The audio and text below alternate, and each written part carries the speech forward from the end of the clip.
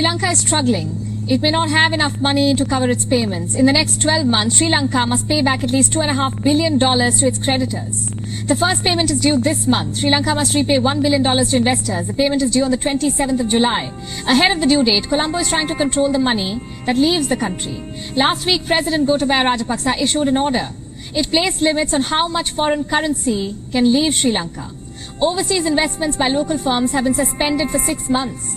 Already, Sri Lanka has banned imports of luxury goods and cars. Reports say Colombo now wants a ban on the import of mobile phones, computers and electronic consumer goods. Sri Lanka is short on foreign currency reserves. Reports say the country's foreign reserves stand at around $4 billion right now, and that's barely enough to cover 3 months of imports. Sri Lanka has been borrowing more to maintain its reserve. In March, Colombo secured a $1.5 billion currency swap from Beijing. It has a similar arrangement with India for $400 million. What's a currency swap?